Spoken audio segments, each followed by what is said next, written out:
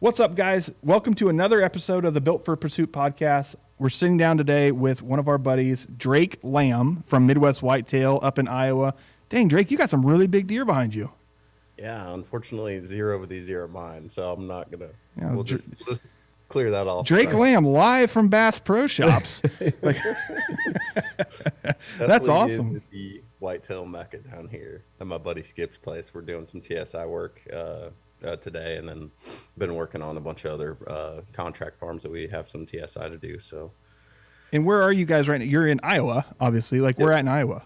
Yep, southern Iowa. Nice. Decatur County is where this farm is.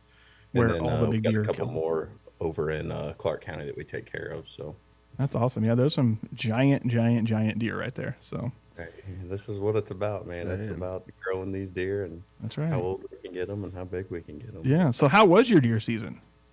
It was good, man. We had a very good rut, I would say. Like weather-wise, the past 5 years. I mean, you get those every year. You get those October cold fronts or whatever that everyone strikes on, it seems. And then, like, the last 5 years, the weather's been so warm and mild, like that first week in November, to where like everything is just a lot of nocturnal, like not a nocturnal movement. And so this year, man, I think we hit it right on the head. It was like October 27th, and it was like 20 degrees, and northwest winds, everything that you could draw up as far as being perfect for those first 2 weeks, last week of October, first week or two of November. So we had a really good season. We went out early season with Justin's sister and ended up hitting a buck, and then he disappeared for a couple of weeks, came back, showed back up on trail camera, and that was the buck that I actually ended up killing with a bow on November 4th. So it was cool to have that, at least a little bit of that history with that deer. He was just a big old massive 8-pointer, 150-inch deer, just the giant 8 for sure. To get an 8-pointer to even 140 inches is like that's saying something. I mean, now you're pushing 150s. Like, it takes a lot to get an 8-pointer to 150. We didn't technically put a tape to him, but I bet he's definitely over 150. So, but yeah, wow. I mean, just a sweet deer. And a couple days before, I had a couple buddies. Well, my buddy Justin that I filmed with on Midwest Whitetail, and then I had another buddy who drew an Iowa tag, and so we hunted for 4 or 5 days with him, and it was a bad luck of the draw. That morning, I went and filmed Justin on the 31st of October, and then he hit a buck. We were going to give him like 6-8 hours, so we gave him 6 hours, and came back that mid-morning, ended up bumping him, and figuring out that the shot was just a little bit back than what we had originally thought on video and everything. And so wanted to give that deer, at least until the nighttime, until we can get a dog and go in the next morning. So later that night, we switch up, me and Justin both get in the blind, and we film my buddy Scuba, who is from Tennessee and who drew a tag. And so he ended up hitting a buck that night, and we thought, 10 ring the dang deer, like, beautiful video, everything was perfect. Went 150 yards, there's blood everywhere. We just decided to back out. We'll go look in the morning, or we're gonna wait until Justin the tracking dog got there for Justin's deer. So we had 2 deer that we hit that night, October 31st. So it started out very, very well, and unfortunately we didn't find either of those deer that night. We had the tracking dog. We looked for 2 or 3 days and didn't find either one of those deer. So it was kind of a kick in the teeth, to say the least, to kick off our rutcation, or whatever you want to say it. But so we spent the next 2 or 3 days looking for Justin's deer and Scuba's deer, and didn't end up finding either one of those. So yeah, which happens, right? I mean, if you hunt long enough, it's going to happen, and it's never a good feeling. You always feel terrible. I mean, it just makes you straight sick to your stomach every single time.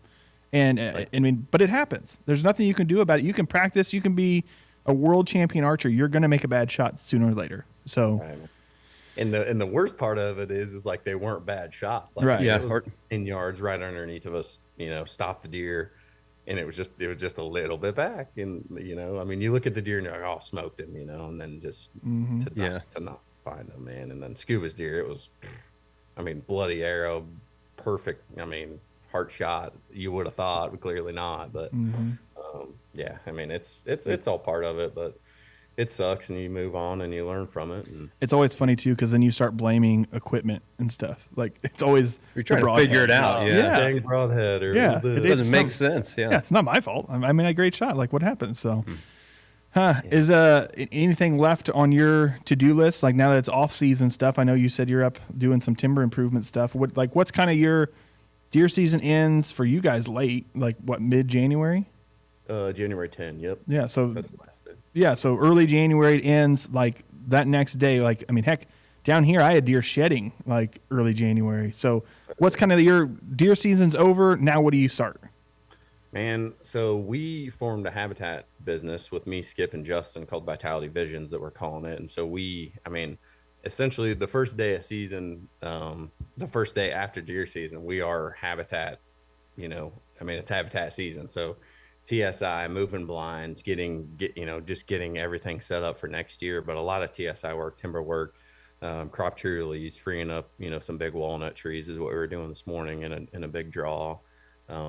It's basically constant filling feeders, everything under the sun. That it's like that's the one thing I love about deer season. It's like once one phase or season of deer season ends, it's just on to the next one. So it goes from, deer season where we kind of burn ourselves out a little bit because we hunt so much, and then we put so much pressure on ourselves that it's like, man, I'm kind of just ready for habitat season and projects and just preparing for next year. And I think, the older that I get, not that I'm that old or have hunted that long, but like the longer it goes on, it just feels like I'm ate up more with the habitat improvement and like in all facets of the land management stuff more than I am like the actual like hunting and killing of the deer. Like I don't know, it's very weird to describe, but no, I'm the same. I'm the exact same way. I have a couple buddies that say like I'm a world championship trail camera picture getter.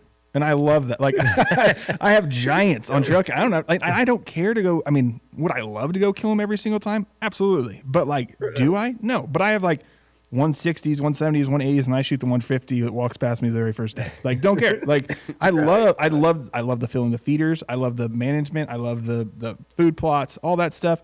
I love that more. I'll say it on record. I love it more than the actual kill and being out there freezing your, off every single time. Like, I just love seeing them and doing it and managing them and making sure you have a healthy herd. Yeah. Like, I love that so much more than the killing part. 100%, man. And then, to do it all year long and then to, reap the rewards late season or whatever it is on a late season food source, or just to see the deer coming out of the timber that you TSI'd 2 years ago or whatever it is, man, that's the most enjoyment out of everything that we do. It's not necessarily the 5 seconds that you kill the deer and all the photos and all the crap that comes with it, but it's like, man, like, we preach it. It's just like 6 or 7 years for 6 or 7 bad seconds, man. Yeah. We try to give these deer the best lives that they absolutely can, and the best habitat, the best food, and we try to get on the predators a little bit. And yeah. So real quick, talk about your TSI. Like, break it down to you're talking to a group of fifth graders. What is TSI and how do you do it, and how can you improve your property with it? So, I mean, I would say the majority of the timber that you drive by, per se is, I mean, you can see right through it and it's basically worthless. It might have some oak trees, might have some walnuts, for some value, but timber stand improvement is what TSI means. And so, basically taking worthless acres and turning them into bedding or turning them into, areas that the walnuts can flourish, that the white oaks can flourish, just stuff like that. You look at a basic timber and it's a lot of hardwoods up here, oaks, hickories, walnuts, and, obviously hickories aren't as, as valuable as oaks or walnuts are. So this last contract that we have like 330 acres of timber to TSI to go through. And a lot of it is just crop tree release and just, thinning out those hickories, opening up the 20 yard radius around an oak tree for that one to flourish, letting that sun hit the ground to let, native grasses and everything else grow up. When those trees get so big, the canopies get so full. I don't know. Yeah. Full canopies, more coverage to where the sun can't hit the ground. And so opening and not necessarily cutting down every tree. I mean, you can double girdle trees, take your saw around it twice. It's a little bit safer than dropping every tree, because that'll kill the tree, allowing the sun to get down in there too. So it's a lot of it's a combination of things as far as like what you're gonna do. I mean, hinge cutting is good, but a lot of people overuse it, and then I think it just turns your timber into a jungle. So you've got to have trails that go through there. You've got to have ways that those deer can navigate through there, and just not just a mess of just cut trees down, you know what I mean? So areas where there might be, a lot of big mature walnuts, and then there's some, so a bunch of junk hackberries, that might be an area that you hinge cut just to give that floor a little more structure. That's one thing we were doing today is just, we had all these big wide open draws with just a ton of big mature walnuts in there. And then there's all these junk trees that are coming up instead of little walnut trees. And so it's like, man, like the deer aren't even using this. So it's really no benefit to the deer. So we were going in there and hinge cutting all the junk trees per se, just to give it a little bit more structure for the deer to bed in there and feel a little bit more safe than just being able to look 200 yards through a wide open timber and then seeing the other side, and that's what you see a lot of the times, like a lot of guys that aren't super into the management stuff, they'll be like, oh, well, I've got, 200 acres of timber. And then you walk out there and it's just like, man, like a deer can see, right. see 200 yards through here. And it's just like, it's just totally worthless. Yeah. There's nothing growing on the forest floor. So I would say that's the biggest thing, is letting the oaks, the walnuts and everything regen, giving that browse is the main thing for sure. So, okay, like I'm on almost the opposite spectrum. Like I do have properties that are like that where they're too thin, but I have also properties that are way too thick, and they're miserable. And like you said, there's trails and stuff to get through and all that. But like, what do you do if your property is too thick? I would say go through with a backpack sprayer. At that point, or a fire is a huge key. If you can go through and burn that section of woods, just to knock back, the thickness of it, essentially, because a lot of that will burn up. Yeah. No, I was shed hunting the other day on a piece, and it was so thick, and just the stickers and bushes like that on the under, and I'm like, man, I wish I could. And the lady is 100% against ever burning anything ever, because it's like a dirty word to her, I feel like. But it's like, man, it needs it so bad, like so bad. And the briars and stuff are just so bad, and you're just getting torn up the whole way you're walking through. And I don't know, I go from each side of the spectrum, and it's like, what do? You know what I mean? Like if you can't get permission to go do that, like you can only pruner cut for so long. Well, and we'll go out with saws, and like Eastern red cedar is almost like an invasive at this point, to where it's like, we need to have somebody come and like forestry mulch, like a chunk of those out just to create. Cause it's like the whole thing is cedars on the one side. And so it's like, they're running through there, but it's hard to kind of get it pinned down what they're doing. And cedars, that's a whole nother topic. Like to go hand cut that. A bobcat with a big veil blade or something on it just goes right, and it's gone. To go hand cut that, you almost got to have a pole saw or something to like reach in there, and then you knock it off, and then you finish the job. I spend half my time with a saw getting the limbs off so I can get down to the base of it and they're soft enough trees, but it's like, man, you need something to just tear through. Yeah. And honestly, a guy with a bobcat that goes and does that. In the labor costs that it takes him to do it, he can clear a football field in the time you can cut 4. Right. And I think I spent yesterday, the contract farm that we had that we've been doing a lot of TSI acres on, I think I spent, I don't know, probably 6 hours yesterday, and maybe got like 5 acres done. And it was all cedar trees, and it was all, big ones that have grown up to where nothing else has grown underneath. The deer can't even go through there. So yeah, like you said, so 6. And a lot of the problem is we can't get the skid steer in the veil on a lot of those side hills. So it's like you're screwed, man. It's just, you just got to take your chainsaw and go in there. And no, just hit it going downhill. Hit it with some steam. You're good. So is that kind of an average? Like, okay, if you had 6 hours, you hire a dude come in, he's going to charge you $250 an hour. I'm just making this up. $250 an hour. You hire them for 4 hours, so you spend $1,000, and that'll get you 3 acres.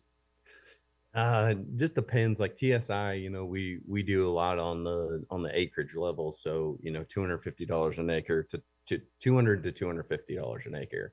And that basically just depends. Now, if we bring in the skid steer, with the mulcher, that's more of like a hourly day rate type deal.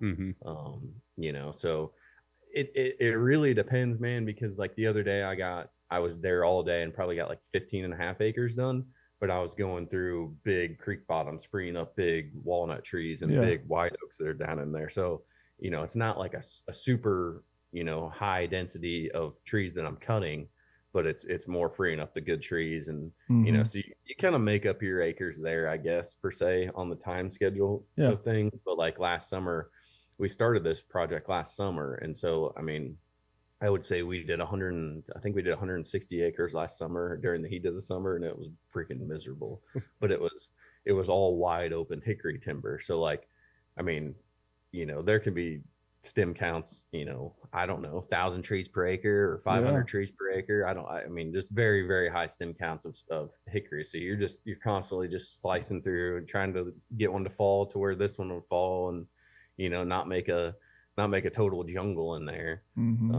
So that takes a little bit longer than obviously wide open, creek bottom stuff that you're not cutting so much. So it ebbs and flows, I guess, on that end of the spectrum. So all this time you're doing management stuff, like, do you ever get time to just go shed hunt, or are you just kind of shed hunting as you're working?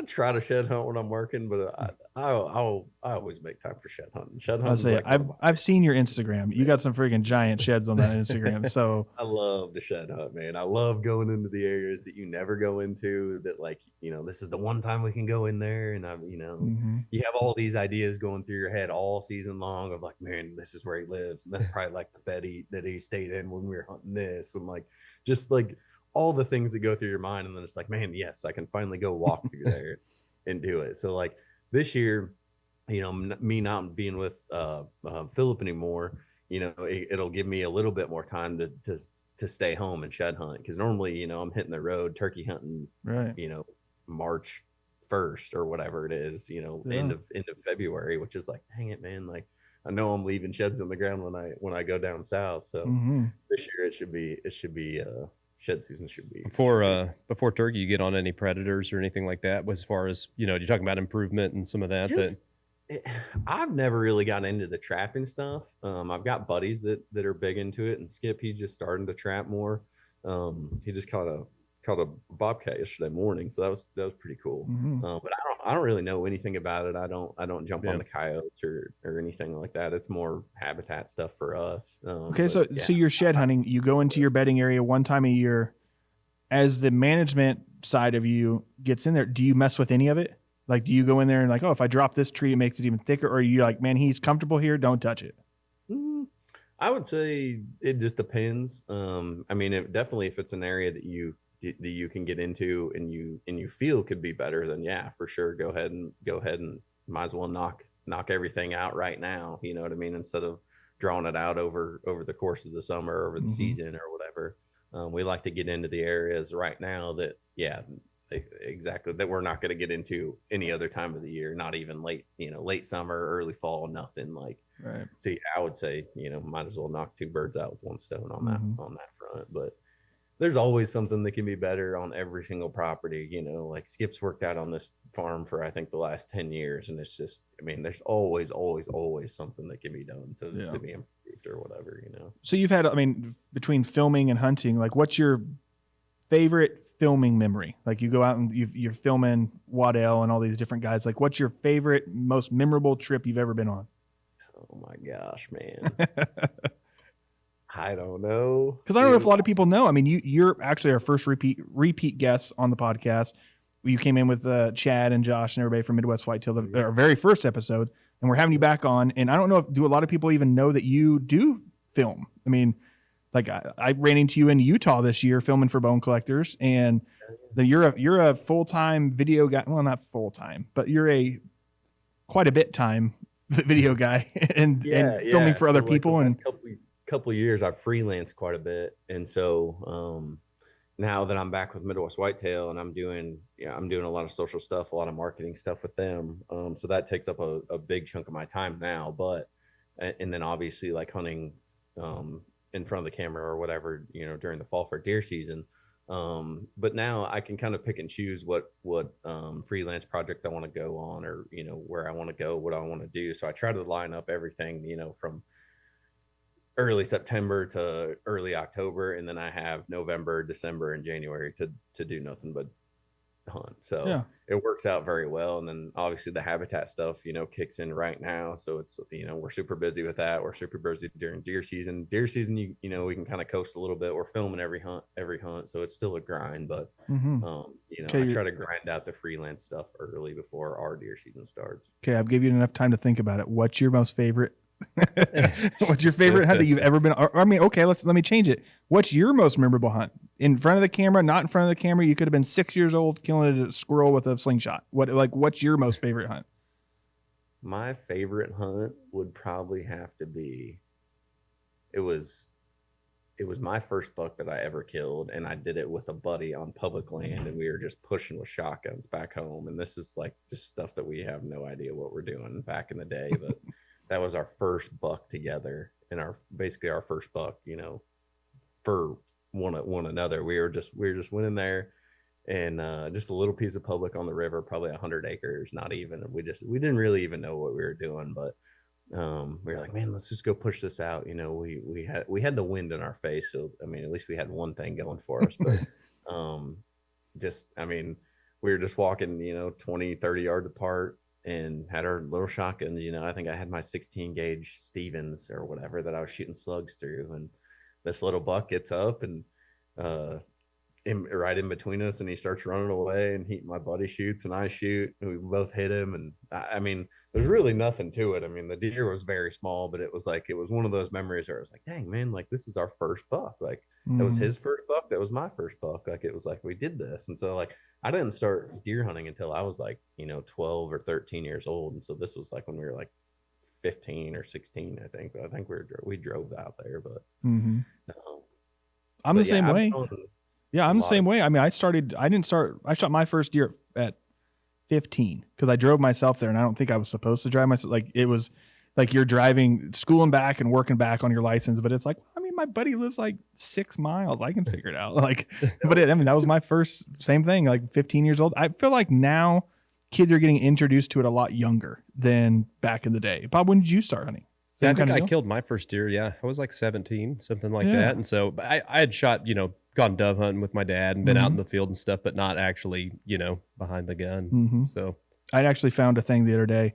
Now that we're reminiscing, I found a thing I had taken a old wood frame, and in between two pictures, I put Post-it notes, and it says like 2001 season, and I killed like 4 doves, 2 quail, a snow goose. Like it was like, I mean, like looking back on it, I thought I was like, I was Michael Waddell. I was better than Michael Waddell. Like realistically, like I had killed a snow goose. Like, and it's like, I had no idea what I was doing. Like any idea. And like now looking back, it's super cool to like, don't you wish you would have journaled everything back? I mean, even just the film trips.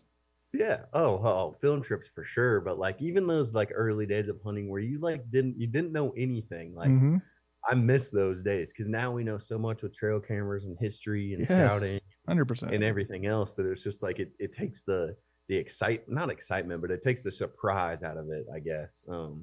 Like, my first ever deer that I shot, I think I was like 15 or 14 or something, and I was youth hunting, and I don't, might be illegal or whatever, but I went out by myself. I didn't have anybody to take me. So I had my mom drop me off, and I was like, Mom, I've been watching these does come down this fence line every night or whatever. So, so I had her drop me off at like 3:30, and I was like, every night they've been here at like 5 o'clock, like I was scouting from the road. I was watching this spot, everything.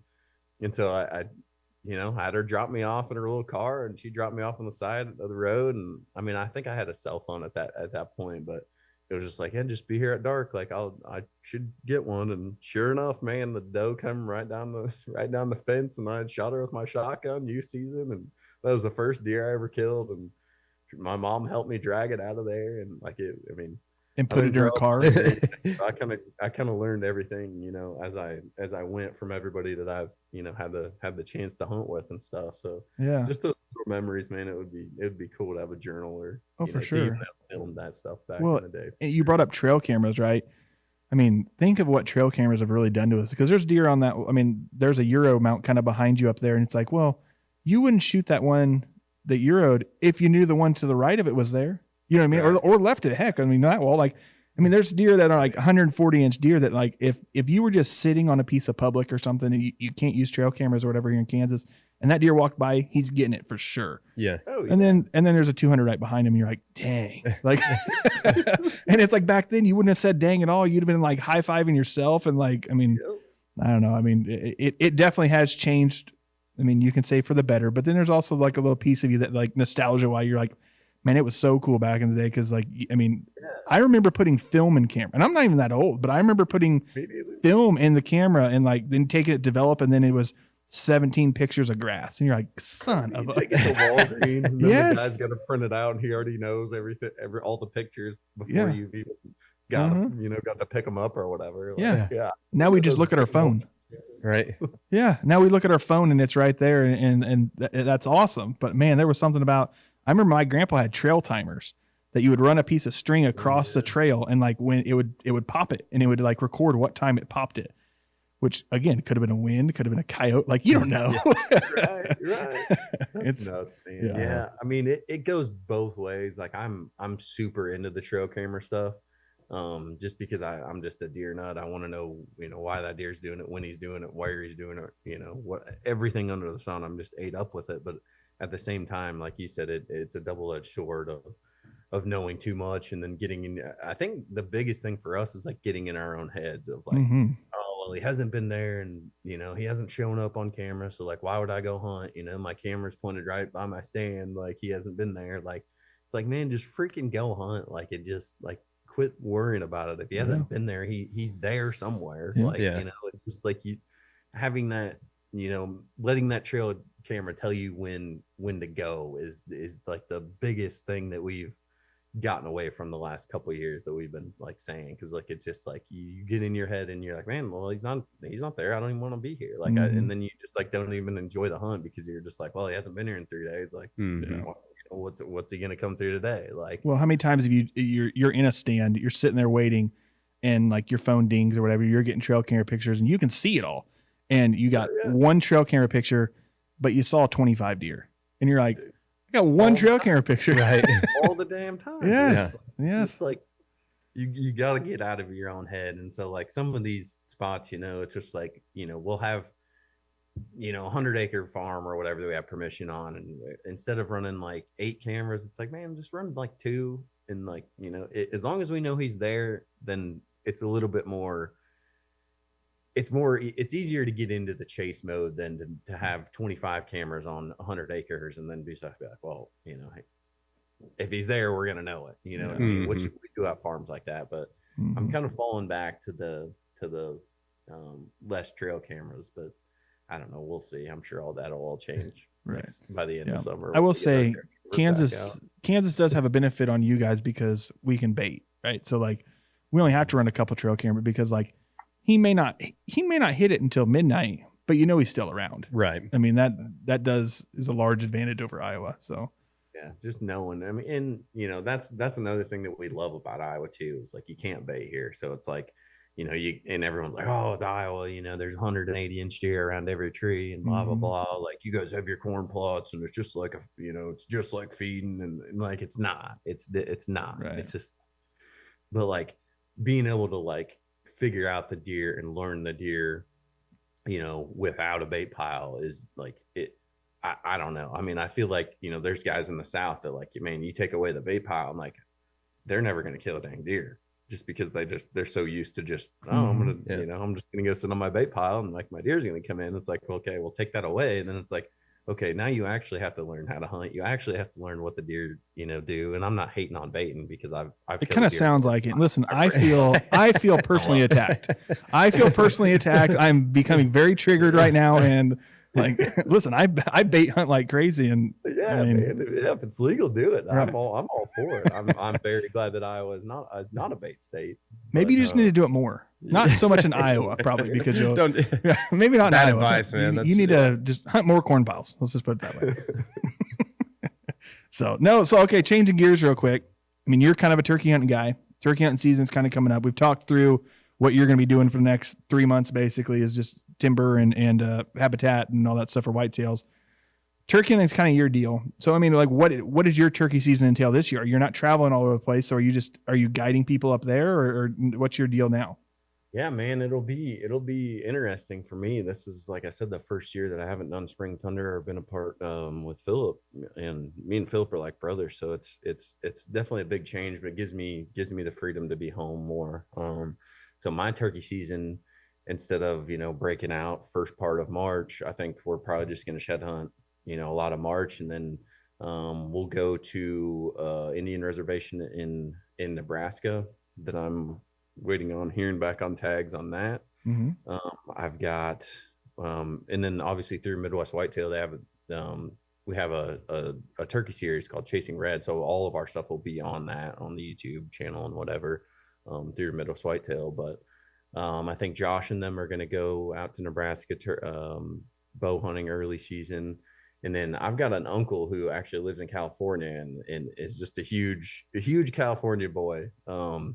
If you want to put that in quotes or however you want to say that, and he'll hate on me for that. But he's never been hunting. He's not, he's not into hunting, but like he respects it, and he knows, he knows why we do it and why we enjoy it. But he always just gives me crap. But so he actually invited me out there to California to go turkey hunting. So I'm working on all the details on that. I don't know that I've ever seen a turkey hunt on video in California, or very few. Yeah. So that'd be pretty cool. How come you get the uncle that has the turkey hunting spot in California? I get the prince that's like inheriting. I'm going to inherit money from, but like I never get the actual family member that like wants to go hunt in California. Right. That'll be cool. It'll be cool, man. Yeah, I've filmed a few times in California. It's way steeper than you think. Like the places that I hunted, at least, like you think California is just kind of like, it's going to be whatever, but it's mountainy steep in a lot of the places. Right. So it ought to be fun to turkey hunt in. I mean, it wasn't that fun chasing blacktails and stuff around, but right. I mean, it should talk back, right, and they'll come to you.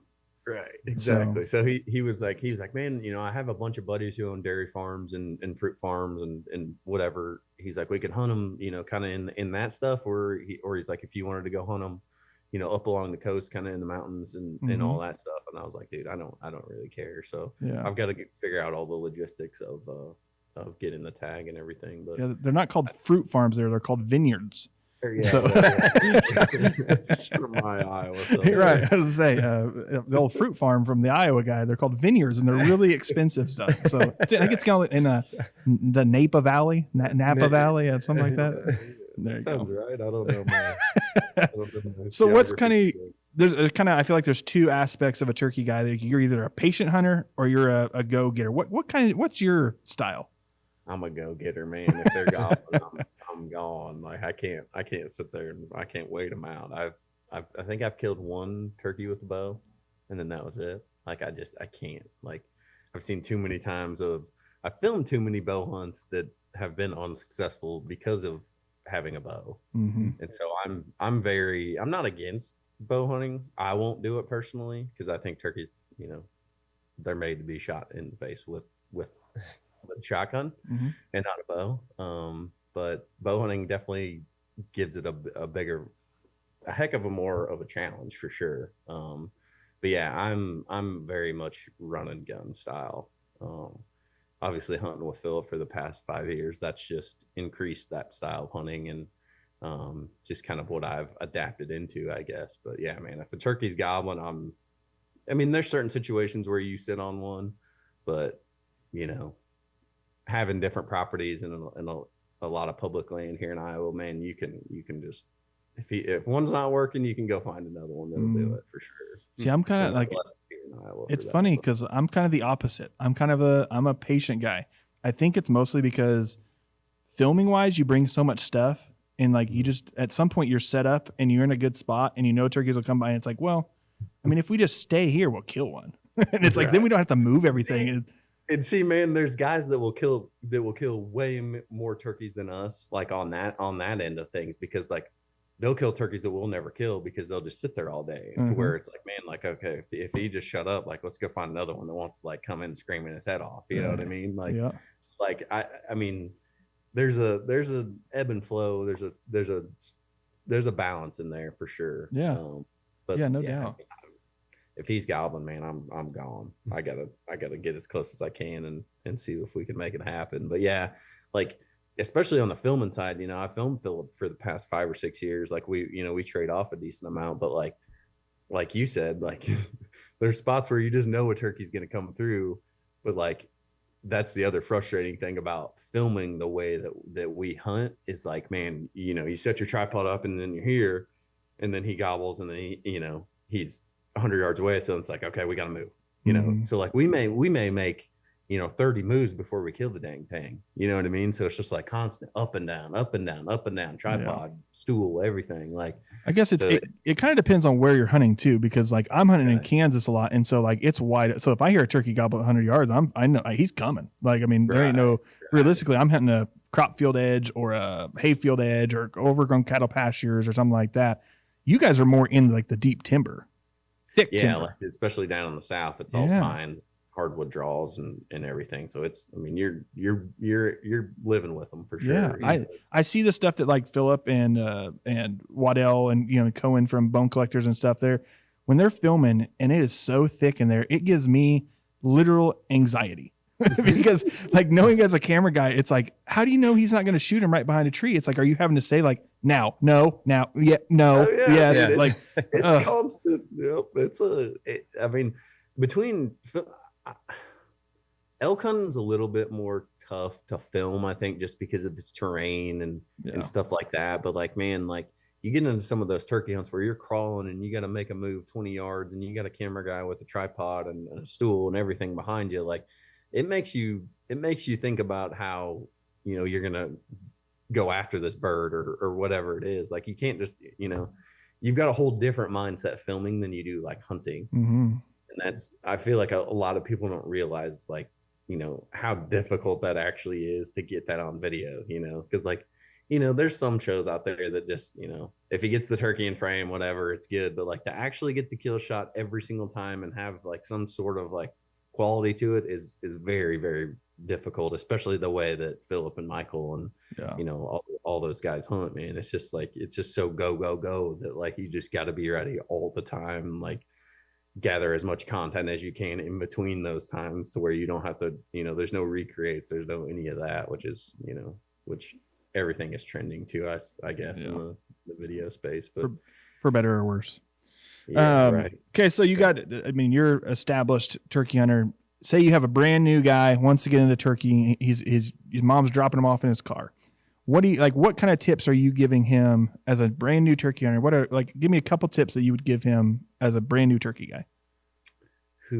I would say scouting is number one. Like up here in Iowa, like we can do it because you can see the field edges. Like down south, if you're doing it, I would say you got to find some tracks, you got to find some dust bowls, you got to find something, because down there, like compared to here, like everything's so monotonous down south that it's just a whole different world. Like one farm or property might look the exact same as the property across the road, but the property across the road has turkeys and this one doesn't, you know what I mean? So it's like down south, scouting is like number one key, I think.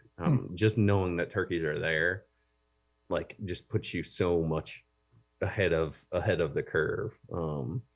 Like at home, you can drive around, you can scout, and you're going to drive around in the afternoons and see them in the fields before they fly up or go off into the woods, and then they're going to come out in the mornings. Like it's a different, I would say it just depends on where you're hunting, but like scouting is number one for sure. Like got to know to kill a turkey, there's got to be a turkey. What about calling wise? I mean, like what if you said, okay, you got $30, you can go to Cabela's and buy a call. Like, no matter what call, what are you buying? Don't say a brand. For a beginner turkey hunter, I would say slate call. Slate call is the easiest to make sound the best in the shortest amount of time. Now box call, I use a crap ton just for locating turkeys. But I would say if you got $30, go get you an owl call and get you a slate call. Yep. Crow call would be third, maybe in there too. But yeah, I'm a slate guy.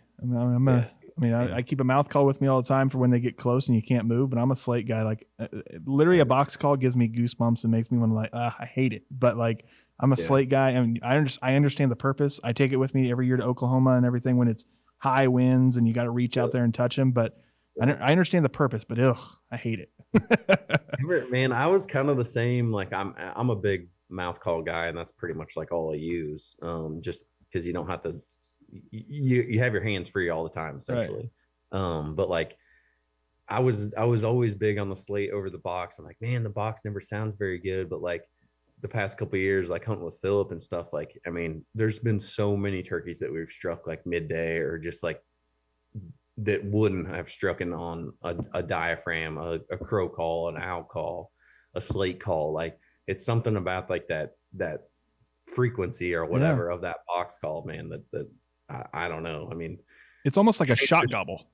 Yeah, exactly. Like he's just gobbling to gobble, you know. And so like I love having that thing, especially in the wind, man. You can't beat a good sounding box call. Yeah. So you said you're going to do what? Are you going to Nebraska? You said then or no? Yep, Nebraska. Probably go to Illinois. Probably Missouri. May go down to Mississippi. I'd like to go to Tennessee. I'm sure I'll probably hunt with Philip down south somewhere at some point. So that's awesome. It should be a solid spring. It'll be nice to gear it back a little bit and not just be, balls to the walls for 4 months. And I'll definitely miss the grind of it, but I'll embrace not grinding this. Right. This spring. Okay. I'm going to give you some rapid fire questions now and just answer them as well as you can. Okay. So I'm going to try to tailor a few of them to the turkey aspect, but what are you shooting gun wise? Like, what are you shooting? Are you a 12 gauge guy, 20 gauge, 410? With now TSS stuff, it kind of changes everything. Always been a 12 gauge kind of guy. Just more kick, more power, 3.5s, but now I'm 20 gauge, 3-inch TSS, bring it on. Like, then you can shoot 100 yards. I don't like shooting turkeys that far anyway. So like if the turkey's at 50, I'm probably just going to let them go. Yeah. I mean, but with the TSS and the 20 gauge, like, man, you can sling that little 20 gauge around so easier and it's so much lighter than hooking that big 12 gauge through the woods. So I'm a big guy and I shoot a 410. Like I bought a little 410 and threw a RXM 300 Bushnell red dot on top of it. And my kids shoot it. I shoot it. I mean, like you said, I don't want to shoot them if they're not in the decoys. And my decoys are basically, I mean, I want to say 20, 25 yards every time, but basically in the dark, I screwed up a lot and I put them at like 15 feet. Like, so.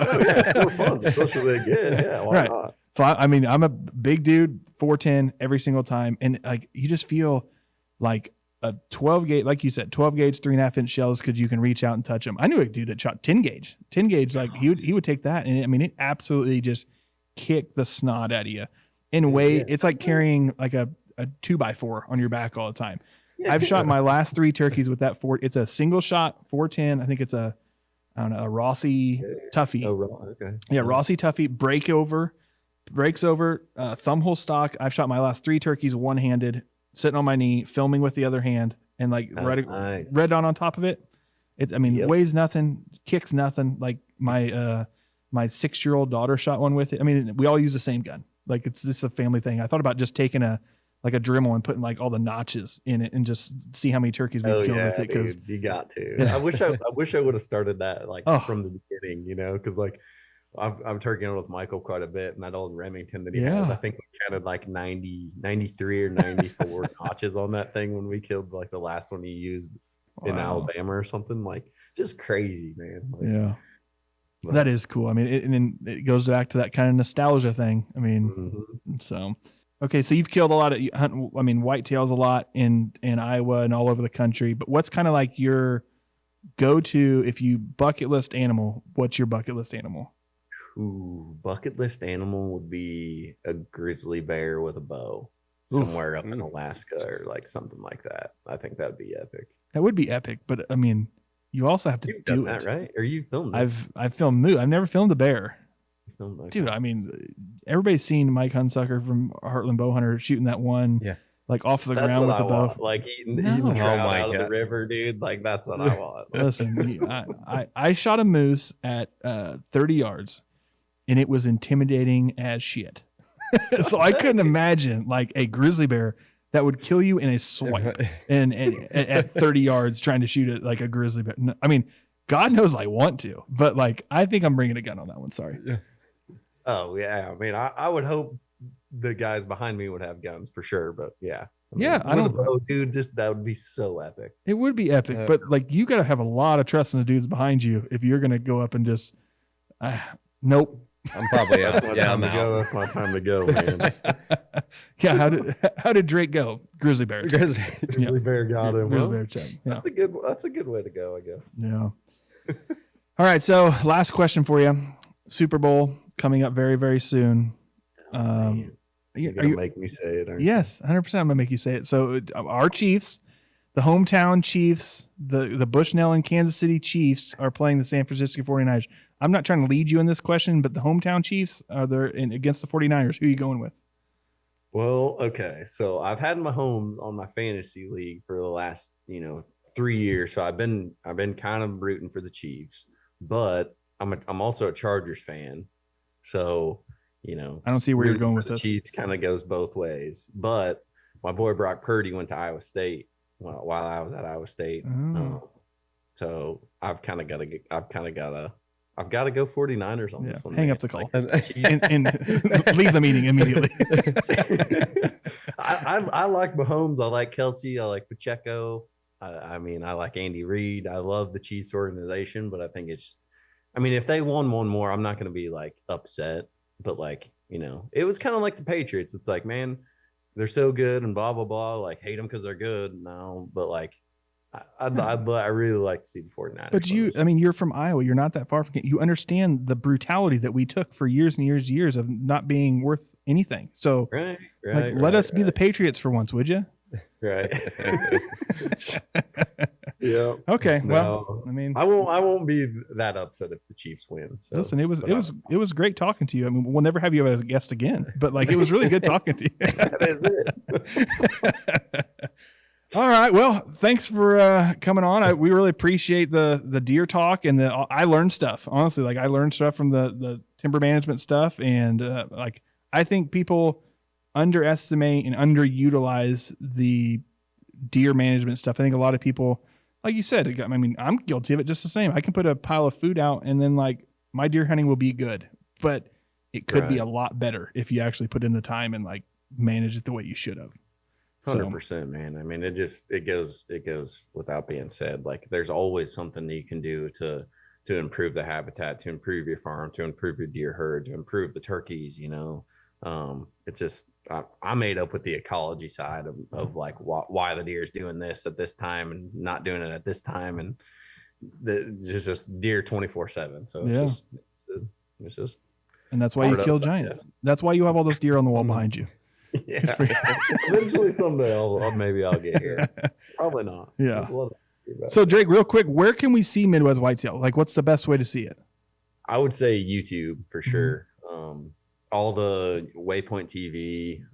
We have a new website that we just recently updated and launched. I know there's a lot of people that watch it on the website, but I would say YouTube's our big one. So perfect. I think we've got one more show before we start kind of that off-season series. I think we'll probably take a break and give Gavin and Ryan, those guys in the editing office, a little break because they've been grinding their butts off here in the past. So Chasing November ends pretty soon, and then Chasing Red will start in April.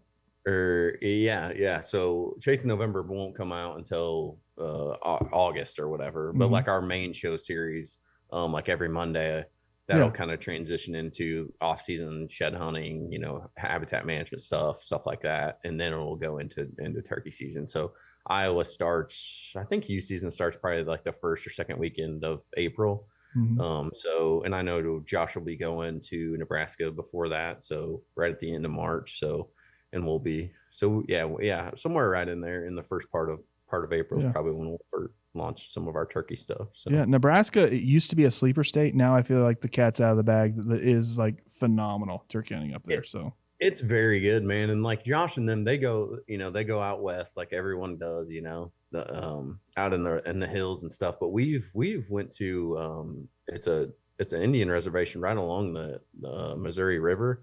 And so it's hundreds of thousands of acres of just rolling hardwood timber. So it's it's wide open, and it's super hard to kill them out there, but it's a little different. It's way different than the Western hunt, that everyone thinks of, when they think of turkey out in Nebraska. But listen, I was gonna, I was gonna ask for an invite, but if you're like the run and gun style, I'm just gonna be like a boat anchor to you. So I'll just like. So anyway, we need to put in and come up to Iowa, man. We got between all the properties we manage and all the public land, like we save our 2 tags. Like I'll take people all year long, but like we save our tags and we go down to the lake where it's all public, and we just take the boat and have like 4 or 5 guys and rent a little cabin down there and just make a week out of it. That's normally where we try to where I use my tags up. Yeah, I've done that before too, and we'd bow fish the creeks and stuff, and then we'd just try to strike them and get them that way. So sick. It's fun. So it's super fun, man. Like you don't know all the public land because there's just so much, and so it's just like, man, well, we can go here, go here, go here, go here, go here, and there's turkeys everywhere. So it's so fun. If you mess one up, then you just go find another one. And we're very blessed to have a lot of turkeys in the state of Iowa. Yeah, so. No doubt. Well, we've wasted enough of your time, and you need to get back out there and start working for us to come up and go fire that chainsaw. That's right. That's right. Well, Drake Lamb, thanks so much for coming on with us, and we appreciate it and everything you guys are doing at Midwest Whitetail. So thanks a bunch for coming on with us. No problem, fellas. Appreciate your time. All right, buddy. Thank you. See ya.